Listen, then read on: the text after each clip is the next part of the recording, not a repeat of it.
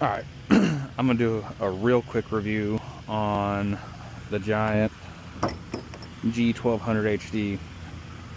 Had this machine for a few years now, I think 3, maybe 4, I don't know.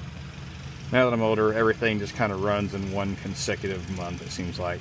About 1,000 hours on it, which is a lot more than I thought I had on there. And use this thing almost daily. It lifts great.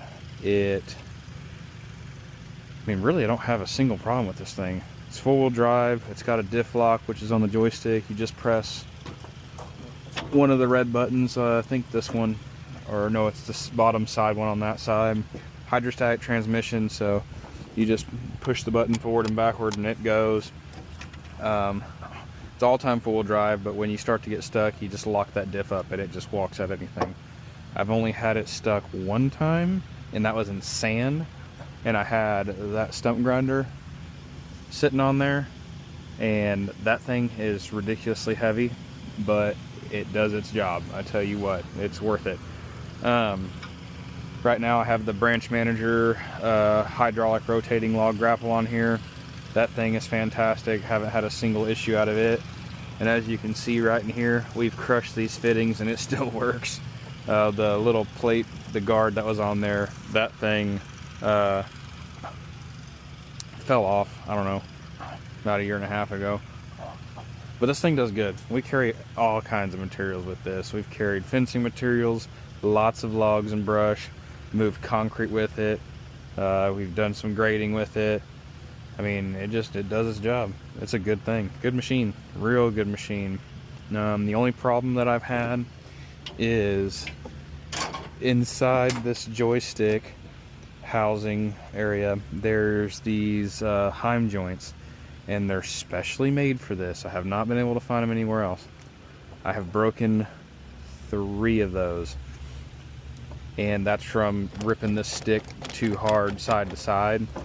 Apparently, I wish they were a little more heavy duty, but once I figured out that that's a common problem that they break, I went ahead and bought an extra one on the last one I bought, and that way I have a spare. And then I've also ground it down, and where I can put a bolt in it, it just makes the stick sit like this, which sucks, but it's still usable, just not as efficient.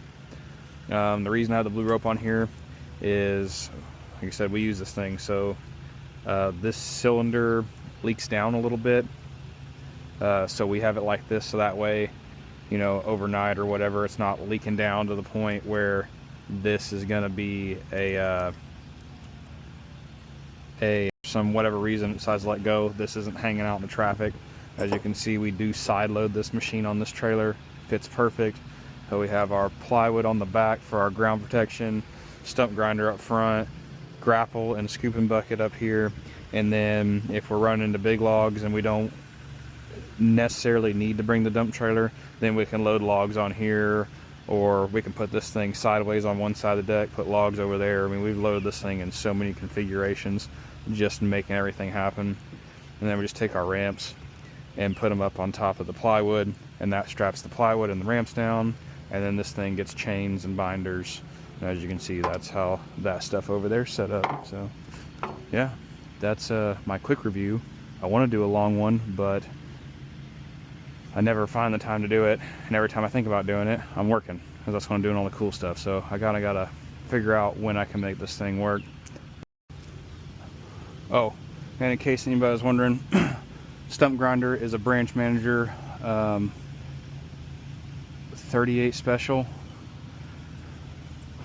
Awesome machine, and that I think only has like 200 hours on it, but it gets pretty used when it is. And then this is a Verneg grapple and a Verneg scooping bucket.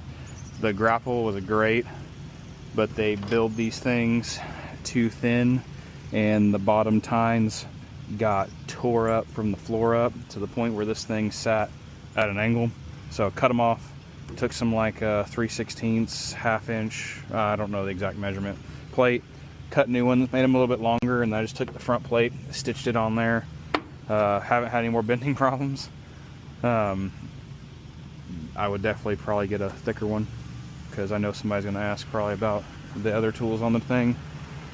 The scooping bucket's fantastic, love that thing, and I love my Branch Manager stump grinder. We have been having an issue though with the Kohler motor and cannot figure it out, so got some more things to do on it, try to fix that. I don't know if it's just a one-off error or what, but we've replaced the wiring harness, the ECM, fixing to try to bypass a couple things to see if that works. But other than that, it has been a awesome stump grinder, especially combined with the Giant, because you can grind tall stuff, short stuff, you can really get down the holes, you can use it to blade all your material together. Love it. So that's just my quick 1-2 review on my general stuff I got on here. If I was to have the option again to buy this or a mini skid, I would buy this thing all day long. It definitely, I feel like, is more efficient than a mini skid, and definitely has the weight to be able to pick up more and do more, and also not tear the ground up. You can do circles in this thing on turf and you hardly even notice it's there. I've driven it on golf courses and stuff, so it's a really good machine, definitely well worth it. And the only downside is with the narrow tires, especially like this, it's tippy. But once you learn how to drive this thing with weight and with these narrow tires, not a problem. I do want to get a set of the duals or the bigger balloon tires for it. I haven't pulled the trigger on buying it. It's not like a super necessity. I'd rather do other things. So, but yeah, there's my quick review on the Giant G1200 HD. Thank you. Oh, and it was sold by Bandit Industries, Bray Bandit Equipment, Austin, Texas. Best guys to buy equipment from, hands down. Always helpful, never have a problem, and fantastic service.